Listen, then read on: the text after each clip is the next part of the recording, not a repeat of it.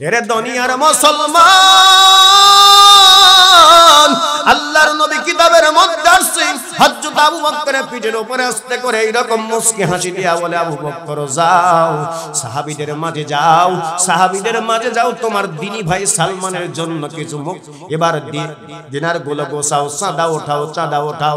হযরত আবু বকর কিতাবের মধ্যে আসছে সব সাহাবায়ে কেরামদের মাঝে চলে গেলেন। যাওয়ার পর জামাত পোস্ট এরকম করে ধরছে, একজন সাহাবী ফিরাইয়া দেয় নাই, কিছু না কিছু দিনার এবার ওই জামার মধ্যে ঢোকায়া দেয়। মুসলমান রে, ওই যারা শিবির করে, যারা জামাত করে, কিছুটা ইয়ানত তোলার দরকার আছে না নাই? আরো চিল্লায় বলেন আছে না নাই? কিন্তু কিছু মানুষ বলে, শয়তানি মার্কা লোক আছে, কয় ওরা জঙ্গি সন্ত্রাস, ওরাও চাঁদা ওঠায়। কথা বলেন ঠিক কিনা? কারণ যতক্ষণ পর্যন্ত সংগঠনের টাকা না থাকবে ওই সংগঠনটা মজবুত হবে না। কথা কোন ঠিক কিনা? টাকার প্রয়োজন আছে না নাই? আল্লাহর নবীর সাহাবী এমন করে করে দিনার গুলো গোছাইলেন, উঠাইলেন। ওঠানোর পর বিশ্ব নবীর কাছে জামার কোষটা নিয়ে হাজির হয়ে গেলেন। আল্লাহর নবী ডাক দিয়া বলে, সাহাবীরে তুমি কি 400 দিনার গুছিয়ে ফেলছো? বলে, ইয়া রাসূলুল্লাহ, ইয়া হাবিবাল্লাহ, নবীজি আমি তো নিজ হাতে গুনতে পারি নাই গো নবী, আপনার কাছে যা গোছাইছি সব হাজির করেছি, আপনার কুদরতি হাত দ্বারা আপনি নিজে গুনে গুনে দেখেন। জোরে কোন সুবহানাল্লাহ। এবার আল্লাহর নবী ওই দিনার গুলো গুনে গুনে দেখে রে মুসলমান, গুনে গুনে দেখতে দেখতে দেখে 400 দিনারের কয়েকটা দিনার বেশি হয়ে যায়। জোরে কোন আল্লাহু আকবার। আরো চিল্লায় বলেন আল্লাহু আকবার। এবার নবী আমার ডাক দেয়া বলে, সালমান, আবু বকর রে শোনো, 400 দিনার যখন গুছিয়ে ফেললাম, চলো যাই ওই মদিনার মরু প্রান্তরের ভিতরে যাই, যেখানে বাড়ি নাই, ঘর নাই, গাছপালা নাই, কোনো কিছু নাই। ওই মরু প্রান্তরের ভিতরে গিয়ে একটা খেজুরের বাগান তৈরি করা লাগবে। ও আবু বকর চলো। আবু বকরকে নবীজি সঙ্গে করে নিয়ে চলে যাই রে মুসলমান। যাওয়ার পর হযরত আবু বকরকে নবী ডাক দেয়, তুমি খেজুরের চারাগুলো আনো, আর আমার নবীজি নিজ হাতে কুদরতি হাত দ্বারা এবার চারাগুলো লাগাচ্ছে। এমন করে করে একের পর এক চারাগুলো এনে দেয়, সুন্দর করে লাগায়, কিন্তু গাছগুলো হেলিয়ে ঢলিয়ে পড়ে। আল্লাহর নবীর সাহাবী ডাক দিয়া বলে, নবী গো, আপনি যদি আমাকে আদেশ দেন প্রত্যেকটা গাছের গোড়ায় গোড়ায় আমি মাটি দিয়ে সুন্দর করে রেখে দেই, কারণ হেলিয়ে ঢলিয়ে পড়তেছে। আল্লাহর নবী ডাক দেয়, ও সাহাবী, যাও যাও যাও, তুমি সুন্দর করে প্রত্যেকটা গাছের গোড়ায় গোড়ায় মাটি দাও। এবার নবী আমার গাছগুলো লাগায়, চারা এনে দেয় আবু বকর, এবং গাছের গোড়া গোড়া মাটি দিয়ে দিয়ে সুন্দর করে সোজা করে রাখলেন। 300 গাছ যখন লাগানো শেষ হয়ে গেল মুসলমান, এমন মুহূর্তে নবী আমার দাঁড়িয়ে গেছে। হযরত আবু বকর দাঁড়ায়। হযরত আবু বকর দাঁড়িয়ে ডাক দেয়া বলে, নবী গো, গাছগুলো আপনি লাগাচ্ছিলেন, আর আমি সুন্দর করে গাছের গোড়ায় গোড়ায় মাটি দিয়ে সোজা করে রাখলাম। নবী, এই যে মদিনার বালুকারাশি, শুধু বালু আর বালু, এই বালুর উত্তাপটা এত বেশি, ইয়া রাসূলুল্লাহ, যদি পানি না দেওয়া যায় আমার মনে হয় একটা গাছও বাঁচবে না, একটা গাছও বাঁচবে না। নবী আমার ডাক দেয়া বলে, আবু বকর, তুমি একটু প্রত্যেকটা গাছের গোড়ায় গোড়ায় লক্ষ্য করে দেখো পানি আছে কিনা। হযরত আবু বকর নবীর কথা মতো প্রত্যেকটা গাছের গোড়ায় গোড়ায় লক্ষ্য করে দেখলেন, একটা গাছও বাদ পড়ে নাই, প্রত্যেকটা গাছের গোড়ায় পানি দেখা যায়। জোরে বলুন আল্লাহু আকবার। আরো চিল্লায়ে বলুন আল্লাহু আকবার। আল্লাহ রাসূলের সাহাবী আবু বকর বলেন, নবীজি, গাছগুলো তো আপনি নিজ হাতে রোপণ করলেন, লাগালেন, আর গাছগুলো সোজা করে রাখলাম আমি, তে পানি দিল কে? আল্লাহ রাসূল বলে, যিনি পানি দিয়েছে তিনি তো তোমার পাশেই দাঁড়িয়ে আছে। জোরে বলুন আল্লাহু আকবার। হযরত আবু বকর ডানে বামে সামনে পিছনে তাকায়, কিন্তু কিছুই পাওয়া যায় না, কিছুই দেখা যায় না, সে লোকটা কোথায়? হযরত আবু বকর বলেন, নবী, আমি তো, আমার চোখে তো পড়ে না। আল্লাহ রাসূল বললেন, সাহাবী, নবী যা দেখতে পায় সাহাবীরা কোনোদিন দেখতে পায় না। জোরে বলুন আল্লাহু আকবার। আল্লাহর নবী ডাকতে বলে, আবু বকর শোনো, তোমার পাশেই তো দাঁড়িয়ে আছে দুনিয়ার কোন সাধারণ মানুষ, এই গাছের গোড়ায় গোড়ায় পানি দেয় নাই, যিনি পানি দিয়েছে রে আবু বকর শোনো, তিনি তোমার পাশেই দাঁড়িয়ে আছে আল্লাহর রহমতি ফেরেশতা জিবরাইল আমিন। আল্লাহর জমিনে আল্লাহর প্রশংসা করতে আমাদের আর কোনো ভয় নাই। কথা বলেন ঠিক কিনা? দীর্ঘ 15টি বছর পারে যেই স্বৈরাচার সরকার জামাত শিবিরের উপর দিনের পর দিন রাতের পর রাত বছরের পর বছর নির্যাতন অত্যাচার জুলুম স্টিমার চালিয়েছিলেন। কিন্তু মুসলমান যারা শিবির এবং জামাত চিন্তা করবেন এই বাংলাদেশে একটি সংগঠন থাকলে জামাত ইসলাম সংগঠন হলো সবচাইতে শক্তিশালী সংগঠন। কথা বলেন ঠিক কিনা?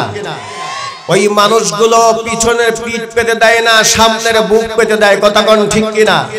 এই বাংলাদেশ 15 জুলাই থেকে 5 আগস্ট পর্যন্ত ছাত্র দল আন্দোলন করে বাংলাদেশকে দিনের পর দিন তারা কি করেছেন? মাত্র 20 দিনের ব্যবধানে তারা ওই রংপুরের আবু সাইদ কি দোষ করেছিল? বুকটা পেতে দিয়েছিলেন। কিন্তু আল্লাহর পক্ষ থেকে ইশারা হয়েই গুলি মারলেন, শুধু তার জন্য 18 কোটি মানুষ মুক্তি হয়ে গেছে। কথা কোন ঠিক কিনা? এই স্বৈরাচার সরকার আর থাকতে পারে নাই। মুসলমান বদরের যুদ্ধের যখন ডাক পড়েছিলেন, বিশ্ব নবী জনাবে মুহাম্মদুর রাসূলুল্লাহ সাল্লাল্লাহু আলাইহি ওয়াসাল্লাম মাত্র 313 জন সাহাবী নিয়ে বদরের প্রান্তরে হাজির হয়েছিলেন। কাফেরদের সংখ্যা ছিলেন হলো 1000। আল্লাহর নবী যখন যুদ্ধ করবেন, নবীর হাতে অস্ত্র নাই, তরবারি নাই, সাহাবায়ে কিরামদের হাতে কোনো অস্ত্র নাই, তরবারি নাই। কিন্তু বিশ্ব নবী আল্লাহ তাআলা সাহাবায়ে কিরাম বললেন, ইয়া আল্লাহ তাআলা, তোমার সাহায্য, তোমার মদদ কখন আসবে? আল্লাহ রাব্বুল আলামিন বললেন, মাতা নাসরুল্লাহি আলাইহি নাসরুল্লাহি করিব, আমার সাহায্য তোমাদের অতি সন্নিকটে। যখন তোমরা যুদ্ধে অংশগ্রহণ করছো, রাব্বাকা ফাকাব্বির, আমার নামের তাকবীর দিয়ে ওই বদরের যুদ্ধের 1000 কাফেরদের সামনে যখন তাকবীর ছড়িয়ে দিলেন, ওদের হাত থেকে তরবারিগুলো থরথর কম্পন শুরু হলো। আল্লাহর নবী বিশ্ব নবী 313 জন সাহাবী নিয়ে বদরের প্রান্তর থেকে বিজয় লাভ করেছিলেন। ইনতানসুরুল্লাহ ইয়ানসুরুকুম, দিনের ব্যাপারে যারা সহযোগিতা করে আল্লাহ রাব্বুল আলামিন তাদেরকে বিজয়ের মালা পরায় দেয়। কথা বলেন ঠিক কিনা? মুসলমান এই বাংলাদেশে জঙ্গি সংগঠন একটা বের হয়েছে, মাথা আঁচড়া দিয়ে উঠছে। ইসকন নামে একটি সংগঠন কিছুদিন পূর্বেই দেখলেন চট্টগ্রামের ময়দানে আমার দরদি ভাই সাইফুল ইসলাম আলিফকে কুপিয়ে হত্যা করেছেন।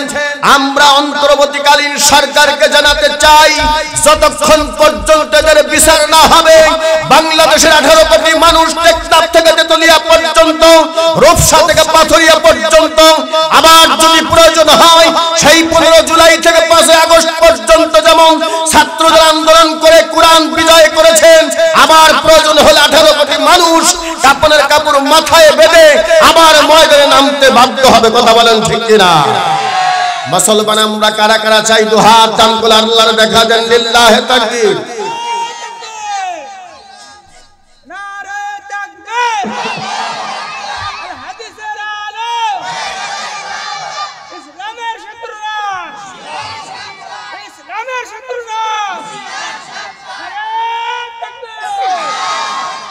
আল্লাহর কোরআনের তাকবীর, আল্লাহ তাআলার তাকবীর দিয়ে আল্লাহ তাআলা বড় খুশি হয়। রাব্বাকা ফাকাব্বির, এ তাকবীর আমার দাদার নয়, আমার বাবার নয়, নিজের নয়, আপনারও দাদার বাবার নয়। এ তাকবীর হলো আল্লাহ তাআলার জমিনে। আল্লাহর তাকবীর দিলে খুশি হবেন কে?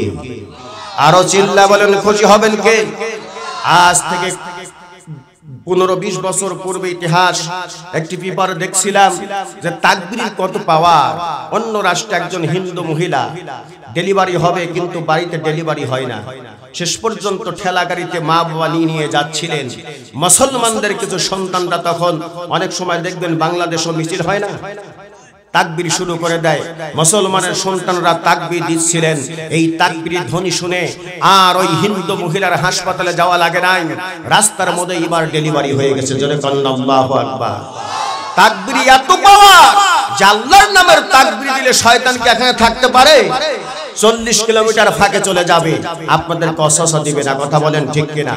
মুসলমান জেনে রাখো, এটা হলো কোরআনের, এটা হলো শরিয়াতুল্লাহর বাংলাদেশ, এটা হলো শাহ মাকদুমের বাংলাদেশ, এদেশ শেখ ফরিদের বাংলাদেশ, আল্লাহর ওলিদের বাংলাদেশ, এদেশ হলো আলেম ওলামার বাংলাদেশ। আমরা আগামীতে দেখতে চাই কোরআনের বাংলাদেশ। কথা বলেন ঠিক কিনা? কোরআনের বাংলাদেশ কারা কারা দেখতে চান? দুহাত টান টান করে আল্লাহরে দেখায়া দেন।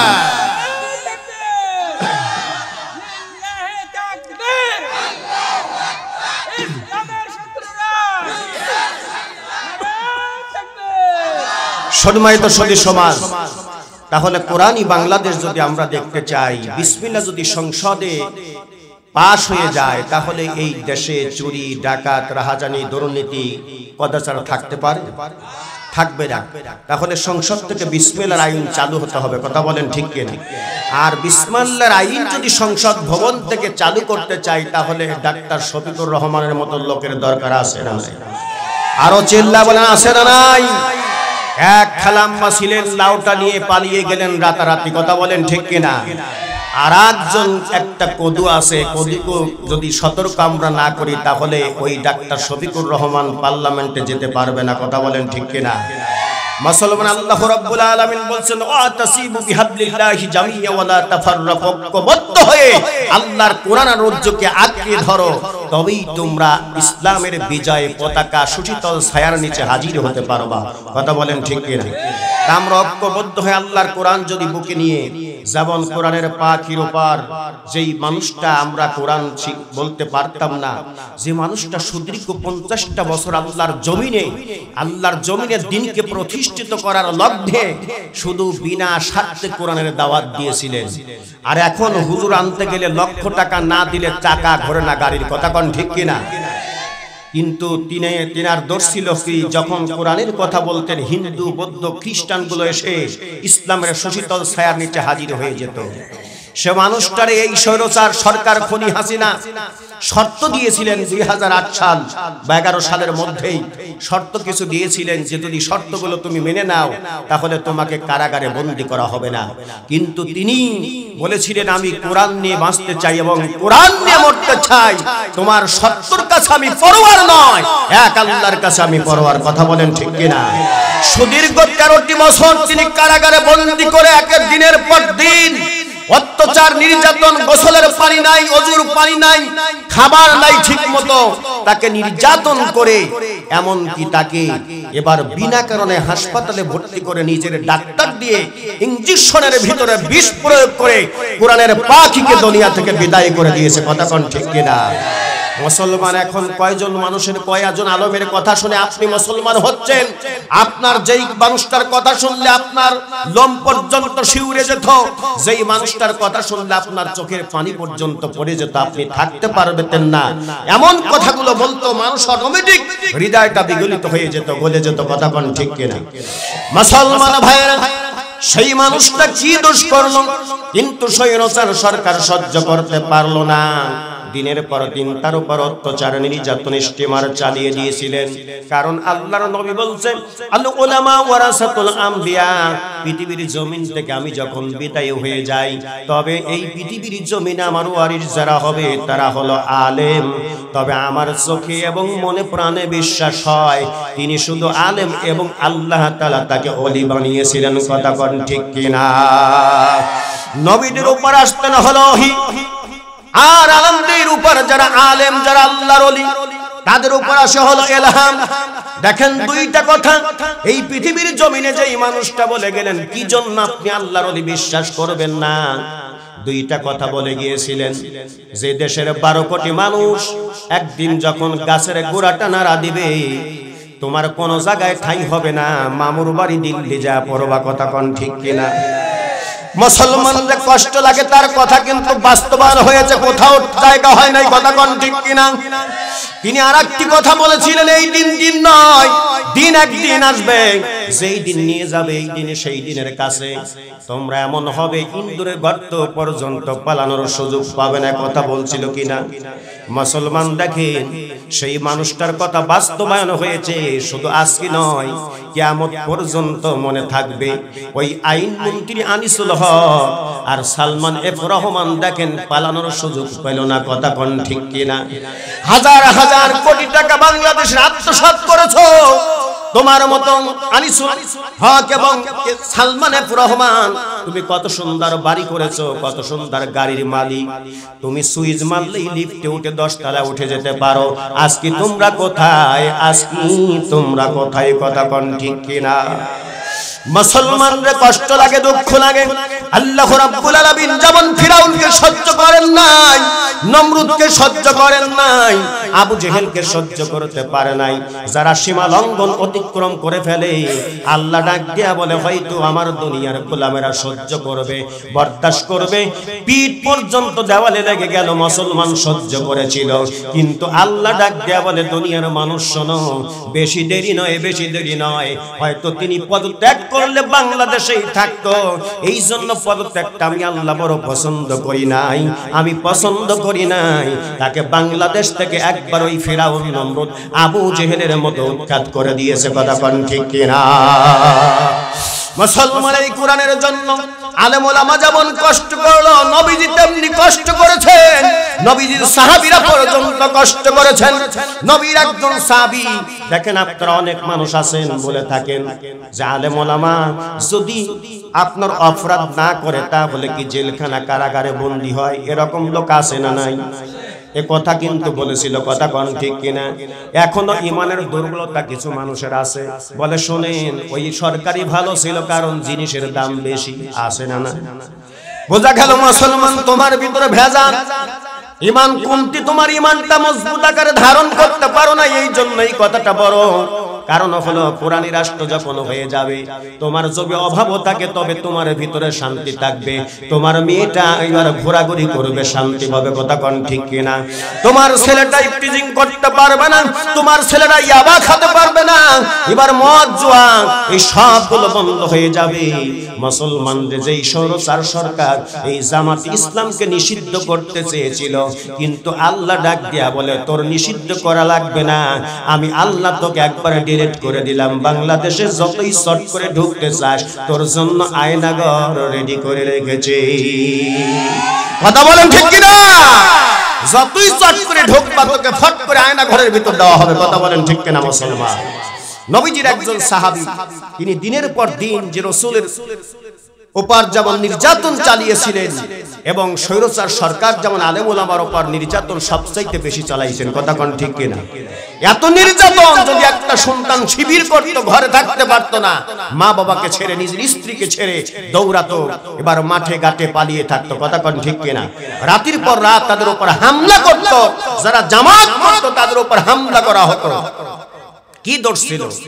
রাসূলের কলিজার টুকরা ইমাম হুসাইন রাদিয়াল্লাহু তাআলা আনহু এবার কুফাবাসী যখন আমন্ত্রণ করলেন যে হুসাইন তুমি আসো, তখন হুসাইন রাদিয়াল্লাহু তাআলা অনেক ঘটনা চিঠি লিখে লিখে মুরব্বিদেরকে দেখাতো, দেখেন তো যে এবার কুফাবাসীর হাব ভাব ভালো কিনা।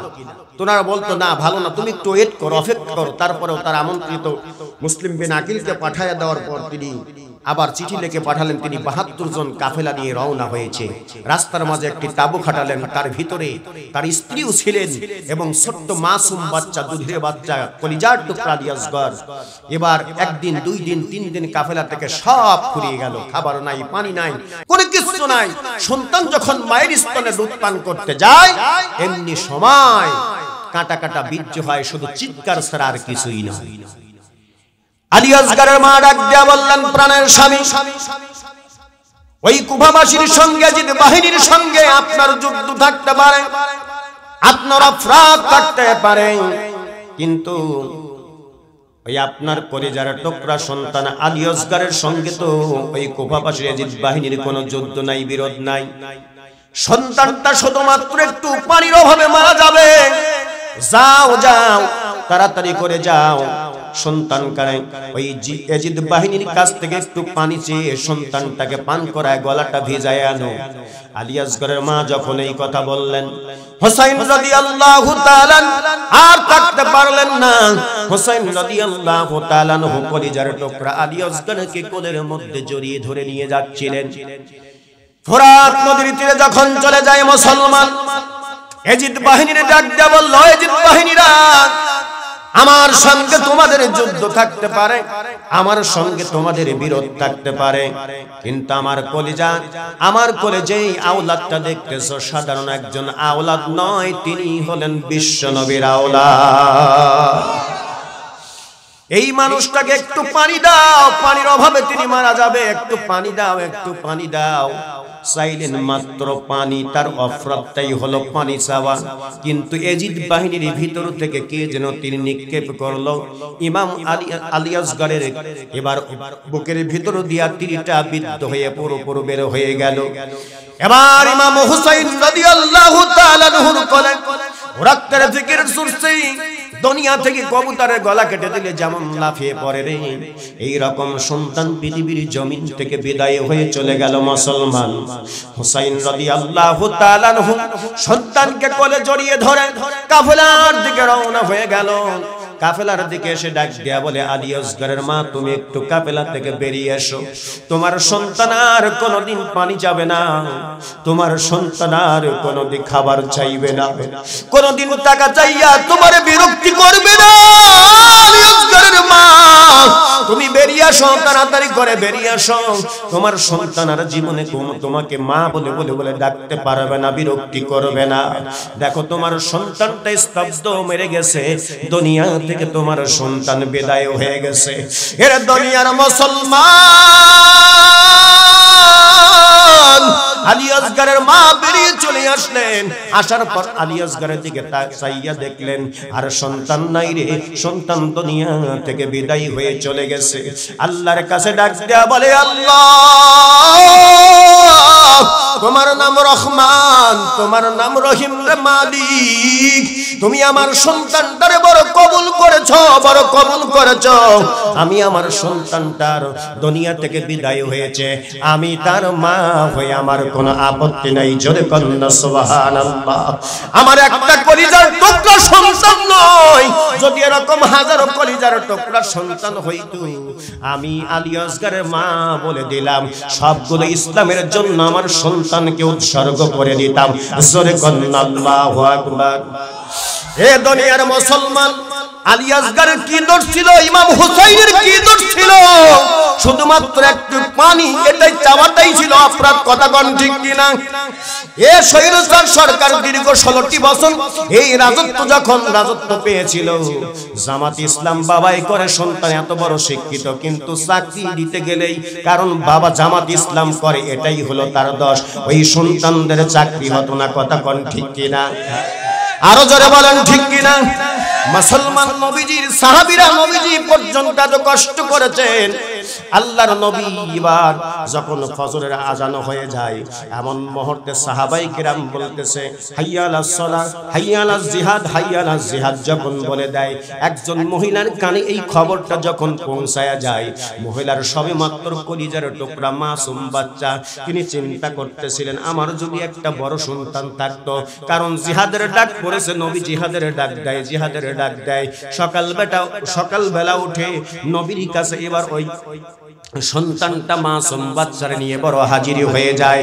মাসুম বাচ্চাকে নিয়ে যখন হাজির হয়ে যায়, নবীকে ডাক দেয়া বলে, ইয়া রাসূলুল্লাহ, ইয়া হাবিবাল্লাহ, নবী গো, আপনি যুদ্ধের ময়দানে যাবেন, রাতের বেলায় শুনছি হাইয়া আলাল জিহাদ, হাইয়া আলাল জিহাদ। নবী গো, আমি মনে মনে স্থির করে ফেলেছি, সিদ্ধান্ত নিয়েছি, আমি শহীদের মা হতে চাই। কারণ যারা শহীদের মা হবে, আল্লাহর কাছে কোনো হিসাব নিকাশ হবে না, কোনো হিসাব নিকাশ হবে না। আল্লাহ তাদেরকে বিনা হিসাবে জান্নাতে ঢোকায় দিবে। জোরে কোন সুবহানাল্লাহ। হে মুসলমান, এই মহিলা ডাক দেয়, নবীজি, আমার তো বড় কোনো সন্তান নাই, আমার স্বামী ছিল, আপনি যখন জিহাদের ডাক দিয়েছিলেন, আমার স্বামী ওই আপনার ডাকে সাড়া দিয়া আপনার সঙ্গে জিহাদের ময়দানে গিয়ে আমার স্বামী দুনিয়া থেকে শাহাদাতের তামান্না নিয়ে দুনিয়া থেকে ঘুমিয়ে গেল। একটাই মাত্র কলিজার টুকরা সন্তান মাসুম বাচ্চা, নবী গো, আমার মনে বড় শখ, আমার সন্তানটারে আপনি নিয়ে যান, ওই যুদ্ধের ময়দানে নিয়ে যান। আল্লাহ রাসূল ডাক দিয়া বলে, মাগো, তোমার তো মাসুম বাচ্চা, এই মাসুম বাচ্চাকে যদি আমি যুদ্ধের ময়দানে নিয়ে যাই, কি লাভ হবে আমার, বা কি উপকার হবে? ও কি তরবারি ধরতে পারবে? ও কি যুদ্ধ করতে পারবে? আল্লাহর নবী যখন এই কথা বললেন, মহিলা টস টস করে চোখের পানি ছেড়ে ডাক দেয়, নবীজি, আপনার তরবারি ধরবে না, ও যুদ্ধ করবে না নবী গো। কিন্তু আপনার সঙ্গে যখন আপনার কাছে ওই কাফের বেঈমানেরা আপনার শরীরের দিকে যখন তীরটা লাগায়া দিবে, ওই সময় আপনি শুধুমাত্র আমার কলিজার টুকরার সন্তানকে একটু আপনার তীরের সামনে উচ্চ করে ধরবেন, যেন আপনার গায়ে তীর না লাগে, আমার কলিজার টুকরা সন্তানের গায়ে যেন তীরটা লেগে দুনিয়া থেকে যেন শহীদের তামান্না নিয়ে ঘুমিয়ে যায়। জোরে বলেন আল্লাহু আকবার। মুসলমান জেনে রেখো, বাংলাদেশে যদি তোমার সন্তানকে ইসলামী আন্দোলন শেখাইতে পারো, এর বিনিময়ে তোমার সন্তান যদি কোরআনের জন্য শাহাদাতের তামান্না নিয়ে গ্রহণ করে, আল্লাহি আল্লাহর কসম 14 গোষ্ঠী পর্যন্ত তোমার সন্তানই আল্লাহ তাআলার কবরে শাফায়াত করবে। কথা বলেন ঠিক কিনা?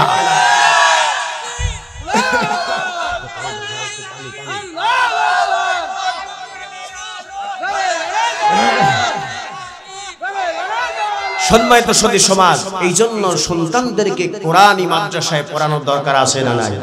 ইসলামী আন্দোলন করার দরকার আছে না নাই? ইসলামী আন্দোলন করাবেন, আপনার কোনো দিন কোনো নেকামুল কাজে লাগে নাই, তবে আপনার সন্তান ইসলামী আন্দোলন করার কারণে, শিবির করার কারণে যদি শাহাদাতের তামান্না নিয়ে গ্রহণ করে, ওই কিয়ামতের ময়দানে হাজার হাজার নয় কোটি কোটি মানুষ একত্রিত হবে, কিছু রক্তমাখা জামা নিয়ে মানুষগুলো হাজির হয়ে যাবে।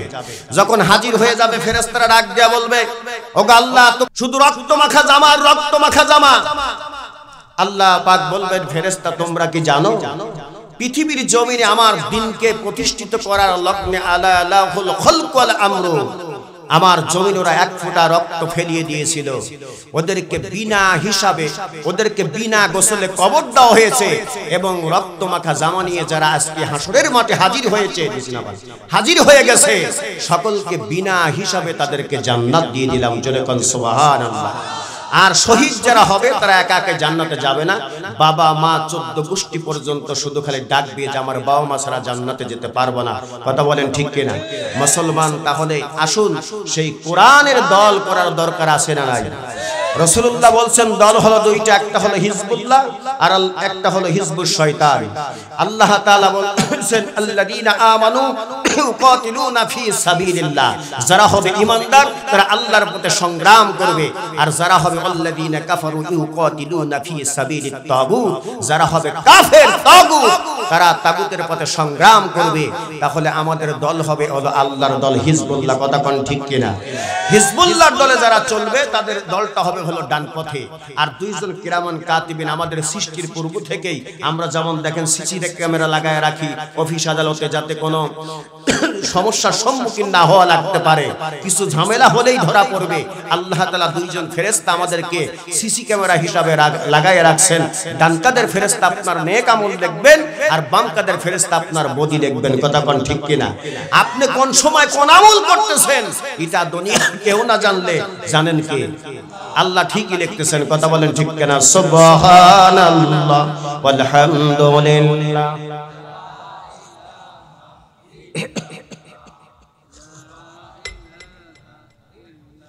সুবহানাল্লাহ ওয়াল হামদুলিল্লাহ, লা ইলাহা ইল্লাল্লাহ মুহাম্মাদুর রাসূলুল্লাহ।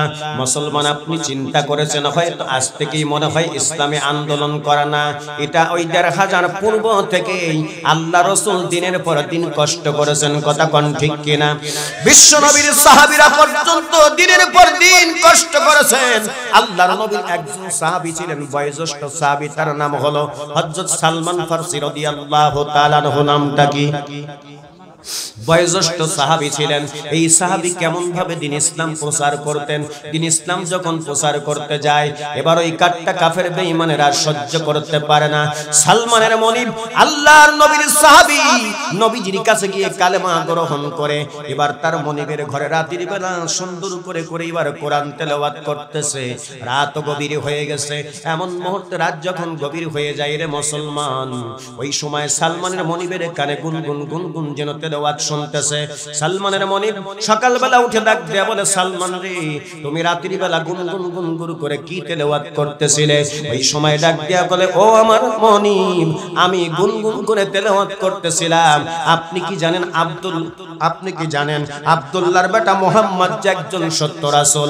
তুমিনুনা বিল্লাহ, এক নম্বর আল্লাহর প্রতি আমি ঈমান এনেছি, ওয়া রাসূলিহি, দুই নম্বর রাসূলের প্রতি ঈমান আনলাম। তার পর আমি আপনার রুমের মধ্যে, আপনার ঘরের মধ্যে আমি আপনার মনিব গো, আমি কোরআন শরীফ তেলাওয়াত করতেছিলাম। জোরে কোন সুবহানাল্লাহ। মনিব ডাক দেয়া বলে, সালমান যে এত বড় দুঃসাহস রেখে দিল, আমার ঘরে থাকো, আমার খাবার খাও, আমার বাড়িতে সব ভরণ পোষণ, তোমার জামা কাপড় থেকে শুরু করে নিয়ে আমার টাকার, তোমাকে এত বড় দুঃসাহস কে দিল রে সালমান? খবরদার খবরদার, ওই আল্লাহ আল্লাহ রাসূলের প্রতি ঈমান এনেছো, এটা বাদ দিয়ে দাও।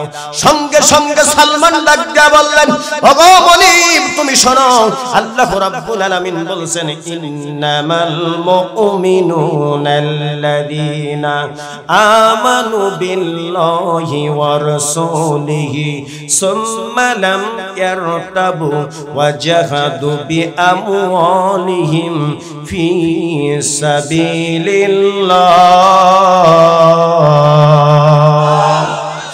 আল্লাহ আল্লাহ রাসূলের প্রতি যারা ঈমান আনে, সুম্মা লাম ইয়ারতাবু, তারা কোনো সন্দেহ বর্জন করে না, তুমি আমার প্রতি যত অত্যাচার জুলুম চালাও না কেন, আমি আল্লাহ আল্লাহ রাসূলের প্রতি ঈমান এনেছি, আমি কখনো আল্লাহ আল্লাহ রাসূল থেকে দূরে সরে যাব না। জোরে কোন সুবহানাল্লাহ। মুসলমান যদি ইসলামী আন্দোলন করতে চান, আপনার উপর বাধা আসতেই পারে, কথা কোন ঠিক কিনা? শুধুমাত্র তো এই এলাকায় শুধু জামাত ইসলামী নাই, শিবিরও নাই, এর মধ্যে বিএনপিও আছে, আওয়ামী লীগও আছে, না নাই? এ মুসলমান, ফিরাউনের যেমন একজন বডিগার্ড ছিল, তার নাম হলো হামান। মাঝে মাঝে ফিরাউনকে এবার কি করতেন? পরামর্শ দিতেন। নমরুদের একজন বডিগার্ড ছিলেন, তার নাম হলো মিস্টার ইবলিস, তাকে এবার পরামর্শ দিতেন। যত রাষ্ট্রের যত প্রধানমন্ত্রী হয়, তার এবার একটা বডিগার্ড লোক থাকে কি থাকে না? আমাদের বাংলাদেশের একজন ছিল কি ছিল না? শুধু কথা বলতে গেলেই মাঝে মাঝে খালি বলতো, খেলা হবে। কতক্ষণ ঠিক কিনা? খেলা হবে, খেলা হবে। শেষ পর্যন্ত বলে গেল, যদি পালাতেই হয় ফখরুলের বাসায় যা উঠবো। বলেন তো দেখি, শয়তানের জায়গা কি ফখরুলের বাসায় হয়েছে? মুসলমান, আল্লাহর নবীর সাহাবী হযরত সালমান বললেন, ওগো মনিব, যত আমার উপর নির্যাতন চালিয়ে দাও, আমি কখনো তোমাদের কাছে পরোয়ানাই সিলিন্ডার হব না, তোমাদের সঙ্গে আপোষ করব না। আমি আল্লাহ আল্লাহ রাসূলকে বিশ্বাস করে ফেলেছি, আমি ওই আল্লাহ আল্লাহ রাসূলকে কখনো ছাড়তে রাজি নই। মুসলমান, যত বাধা যত বিপদ আসুক না কেন, আমরা কি আল্লাহ আল্লাহ রাসূলকে ছেড়ে দিব? আরো জোরে বলুন, ছেড়ে দিব। মনিব ডাক দেয়া বলে, সালমান, এখনো বোঝো, নইলে তোমার উপর নির্যাতন শুরু হবে, জুলুম শুরু হবে, স্টিমার চালিয়ে দিব, রিমান্ডের মার শুরু হয়ে যাবে। সালমান ডাক দিয়া বললেন, মনিব রে, আমাকে যদি মারতে মারতেও মেরেও ফেলে দাও, আমি কখনো সালমান ওই আল্লাহ আল্লাহ রাসূল থেকে দূরে সরে যাব না। মুসলমান কিতাবের মধ্যে আছে, এই সালমানকে তার মনিব ধরে ফেললেন, সুন্দর করে ডান হাত দিয়ে পেরেক মারে, বাম হাত দিয়ে পীর দিয়ে সর্বশরীর দিয়ে পেরেক, লোহার পেরেক গুলো মারতেছে। এই দৃশ্য হযরত আবু বকর সাহাবী দেখতে পেলেন দুই চোখে। দেখার পর আবু বকর সাহাবী নবীজির কাছে চলে আসলেন, ইয়া রাসূলুল্লাহ, নবী গো, আপনার সাহাবী আমার দিনী ভাই সালমান ইসলাম গ্রহণ করার কারণে ওই জালেমের বাচ্চা জালেম তার মনিব, তার ডান হাত দিয়ে পেরেক মারে গো নবী, তার বাম হাত দিয়ে পেরেক মারে গো নবী। নবী যে আমি দেখি আসলাম, আমার দিনী ভাই এরকম পেরেক যদি মারে, বাঁচবে না, বাঁচবে না। আল্লাহর নবী ডাক দেয়া বলে, সাহাবায়ে কিরাম, তাড়াতাড়ি করে তোমরা এসো। সাহাবায়ে কিরামকে নিয়ে নবী যে আমার এবার বৈঠক করলেন। এবার নবী ডাক দেয়া বলে, ও সাহাবীরা শোনো, তোমরা কি মনে করছো? কুল্লু ইখওয়া মুসলিমুন, প্রত্যেকটা মুসলমান হলো ভাই ভাই। একজন মুসলমান কোরআনের জন্য ময়দানে মার খাবে, একজন মুসলমান ওই কারাগারে বন্দী হবে, রিমান্ডের মার খাবে, আর তোমরা অট্টহাসি দিবা। এটা মুসলমানের কাজ কখনো হতে পারে না। কথা কোন ঠিক কিনা? এবার ডাক দেয় রে আবু বকর শোনো, কে যাবা সালমানের মনিবের কাছে যাও, আমার সালমান রে কবে মুক্তি দিবে। আল্লাহর নবীর সাহাবী হযরত আবু বকর ডাক দিয়া বলে নবী গো, ইয়া রাসূলুল্লাহ আপনি যদি অনুমতি দেন আমি আমার দিনী ভাই সালমানের মনিবের কাছে আমি যাইতে পারি। আল্লাহর নবী ডাক দিয়া বলে সালমান ও আবু বকর তুমি যাও। হযরত আবু বকর চলে গেলেন। আবু বকরকে দেখে সালমানের মনিব ডাক দিয়া বলে সালমান ও আবু বকর তুমি এখানে কিসের জন্য আসছো? বলে আমার দিনী ভাই সালমান রে আপনি কবে মুক্তি দিবেন এইটা আমি জানার জন্য এসেছি। ডাক দিয়া বলে আবু বকর শোনো, তোমার দিনী ভাই সালমান রে মুক্তি দিবার পারি, তবে দুইটা শর্ত আছে। কয় শর্ত? দুইটা শর্ত আরোপ করে দিলাম। এক নাম্বার শর্ত হলো ও আবু বকর শোনো, এই মদিনার জমিনে 300 গাছ বিশিষ্ট একটি খেজুরের বাগান দেওয়া লাগবে, আর সেই খেজুরের গাছগুলো সমান লেভেল হওয়া লাগবে, প্রত্যেকটা গাছে ফল থাকতে হবে রে আবু বকর শোনো। দুই নাম্বার হলো 400 দিনার আমার কাছে গুছায় দিতে হবে। হযরত আবু বকর ডাক দেন, যখন আবু বকর এই শর্ত দিলেন, আবু বকর শর্ত দুইটা শুনে নবীজির খেদমতে চলে আসলেন।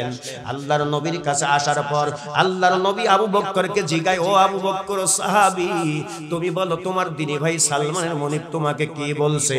চোখে টলমলো পানি, টলমলো পানি। আর ডাক দেয়া বলে নবী যা তো সম্ভব হবে না গো নবী, এই জন্য আপনার কাছে বলতে বড় ভয় লাগে। আল্লাহর নবী ডাক দেয়া বলে কারে আবু বকর বলো, ওই সালমানের মনিব তোমার কাছে কি বললো? হযরত আবু বকর ডাক দেয় নবী গো, এক নাম্বার শর্ত দাবি করেছে হলো এই জমিনে 300 গাছ বিশিষ্ট একটি খেজুরের বাগান দেওয়া লাগবে, সমান লেভেল হতে হবে, ফুল থাকতে হবে, ফল থাকতে হবে, ছোট বড় হলে চলবে না। আর দুই নাম্বার হলো 400 দিনার নবী গো গুছায় তার কাছে হাজিরি করতে হবে, তবে আপনার সাহাবী সালমানের মনিব তখনই আপনার সালমানকে মুক্তি দিবে। জোরে কান সুবহানাল্লাহ। এরে দুনিয়ার মুসলমান, আল্লাহর নবী কিতাবের মধ্যে আসছে হযরত আবু বকরের পিঠের উপরে আস্তে করে এইরকম মুস্কি হাসি দিয়া বলে আবু বকর যাও সাহাবীদের মাঝে যাও, সাহাবীদের মাঝে যাও, তোমার দিনী ভাই সালমানের জন্য কিছু মুখ এবার দিনার গুলো গোছাও, চাঁদা ওঠাও, চাঁদা ওঠাও। হযরত আবু বকর কিতাবের মধ্যে আসছে সব সাহাবায়ে কেরামদের মাঝে চলে গেলেন। যাওয়ার পর জামাত পোস্ট এরকম করে ধরছে, একজন সাহাবী ফিরাইয়া দেয় নাই, কিছু না কিছু দিনার এবার ওই জামার মধ্যে ঢোকায়া দেয়। মুসলমান রে ওই যারা শিবির করে, যারা জামাত করে, কিছুটা ইয়ানত তোলার দরকার আছে না নাই? আরো চিল্লায় বলেন আছে না নাই? কিন্তু কিছু মানুষ বলে শয়তানি মার্কা লোক আছে, কয় ওরা জঙ্গি সন্ত্রাস, ওরাও চাঁদা উঠায়। কথা বলেন ঠিক কিনা? কারণ যতক্ষণ পর্যন্ত সংগঠনের টাকা না থাকবে ওই সংগঠনটা মজবুত হবে না। কথা কোন ঠিক কিনা? টাকার প্রয়োজন আছে না নাই? আল্লাহর নবীর সাহাবী এমন করে করে দিনার গুলো গোছাইলেন, উঠাইলেন। ওঠানোর পর বিশ্ব নবীর কাছে জামার কোষটা নিয়ে হাজির হয়ে গেলেন। আল্লাহর নবী ডাক দিয়া বলে সাহাবী রে তুমি কি 400 দিনার গুছিয়ে ফেলছো? বলে ইয়া রাসূলুল্লাহ, ইয়া হাবিবাল্লাহ, নবীজি আমি তো নিজ হাতে গুনতে পারি নাই গো নবী, আপনার কাছে যা গোছাইছি সব হাজিরি করেছি, আপনার কুদরতি হাত দ্বারা আপনি নিজে গুনে গুনে দেখেন। জোরে কোন সুবহানাল্লাহ। এবার আল্লাহর নবী ওই দিনার গুলো গুনে গুনে দেখে রে মুসলমান, গুনে গুনে দেখতে দেখতে দেখে 400 দিনারের কয়েকটা দিনার বেশি হয়ে যায়। জোরে কোন আল্লাহু আকবার। আরো চিল্লায় বলেন আল্লাহু আকবার। এবার নবী আমার ডাক দেয়া বলে সালমান আবু বকর রে শোনো, 400 দিনার যখন গুছিয়ে ফেললাম চলো যাই ওই মদিনার মরু প্রান্তরের ভিতরে যাই, যেখানে বাড়ি নাই, ঘর নাই, গাছপালা নাই, কোনো কিছু নাই। ওই মরু প্রান্তরের ভিতরে গিয়ে একটা খেজুরের বাগান তৈরি করা লাগবে। ও আবু বকর চলো। আবু বকরকে নবীজি সঙ্গে করে নিয়ে চলে যাই রে মুসলমান।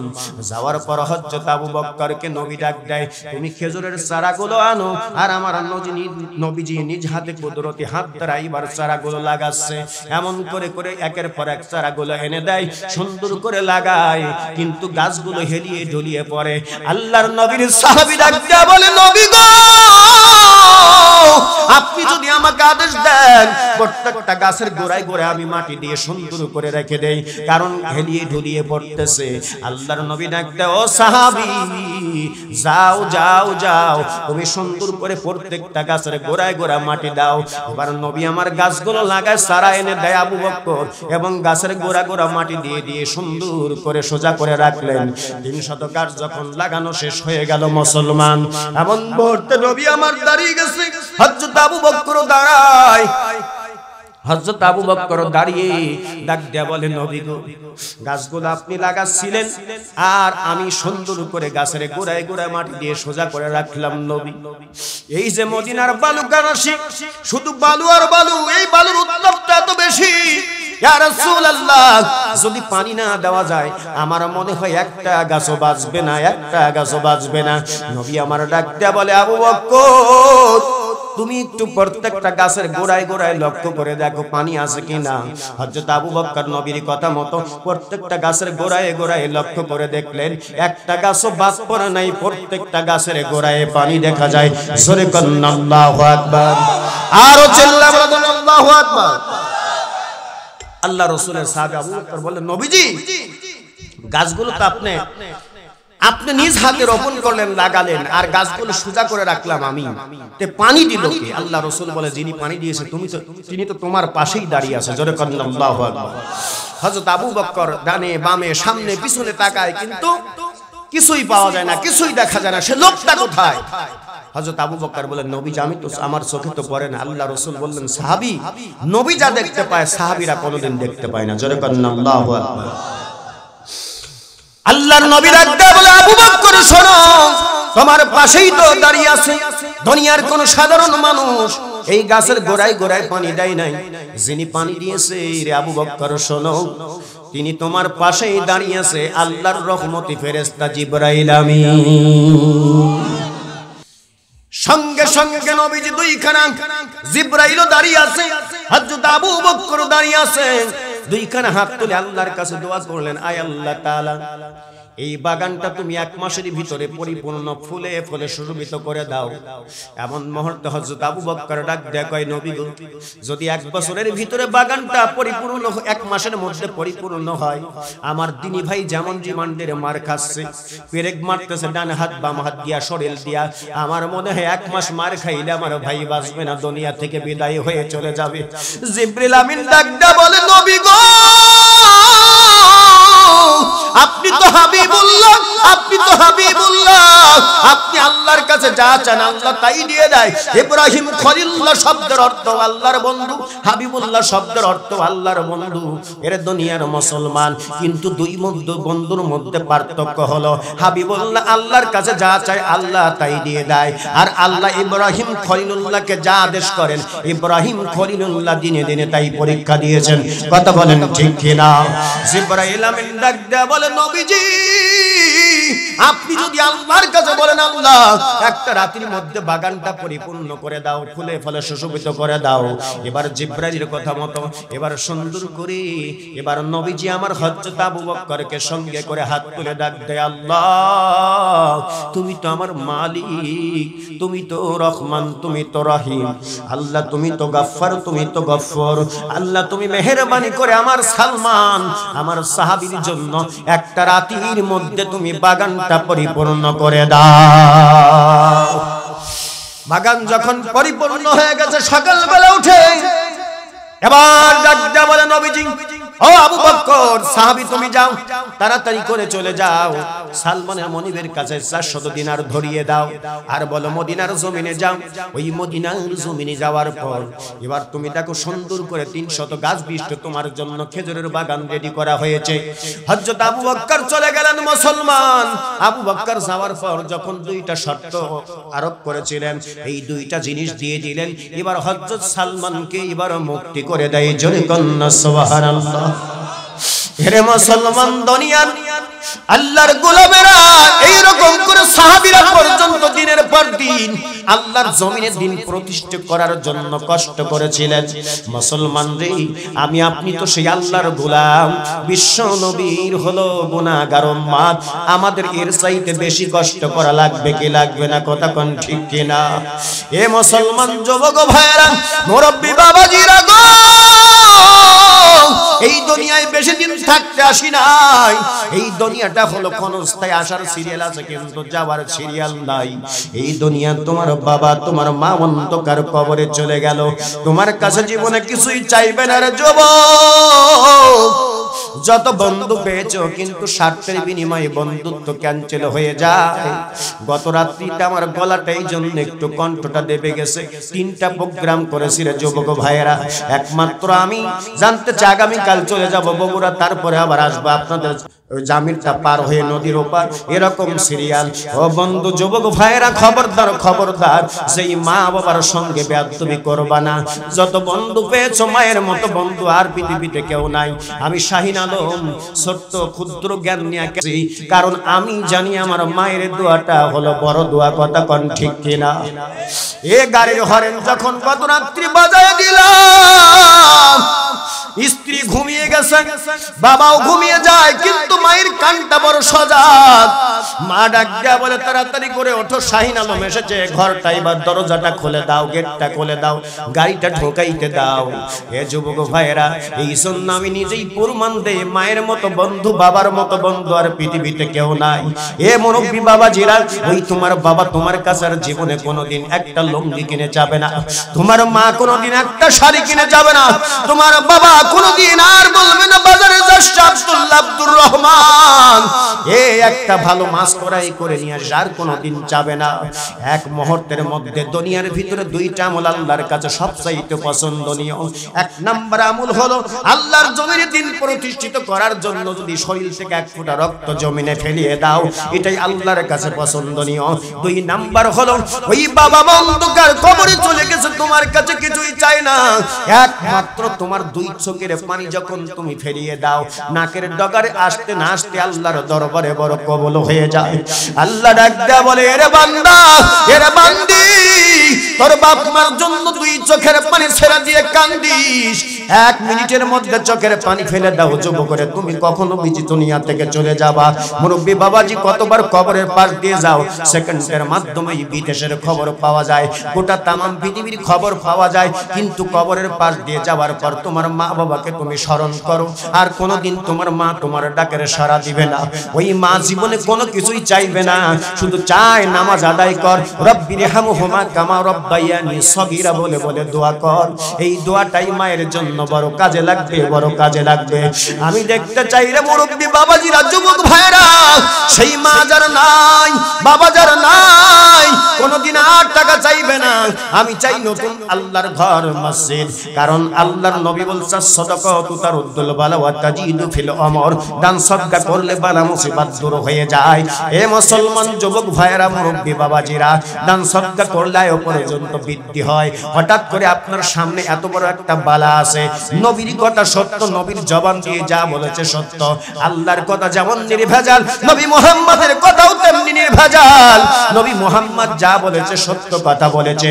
আপনার সামনে বিপদ আছে, অসুস্থ হয়ে পড়লে ডাক্তারের কাছে গেলে 2000 টাকা চলে যাবে, শুধু মা নাই বাবা নাই, ওই মায়ের জন্য 500, বাবার জন্য 500, এমন করে করে আমি দেখতে চাই রে যুবক এবং মুরব্বি বাবাজিরা, বিসমিল্লাহির রহমানির রহিম এই দোয়া পড়ে পড়ে যদি আপনি কাজ করতে পারেন, আল্লাহ আপনারে বরকত দিয়ে দিবে। কোন গোলাম আছেন 19 জন মানুষের কাছে আমি চাই যে একটা 2000 করে টাকা, কোন আল্লাহর গোলাম আছেন যে বাবার জন্য 2000, মায়ের জন্য 2000 টাকা আল্লাহর ঘর মসজিদে দিয়ে দিব, আল্লাহ যেন কবুল করে নেয়। আমরা কারা কারা আল্লাহর বন্ধু হতে চাই একটু হাত তোলেন না, লিল্লাহি তাকবীর।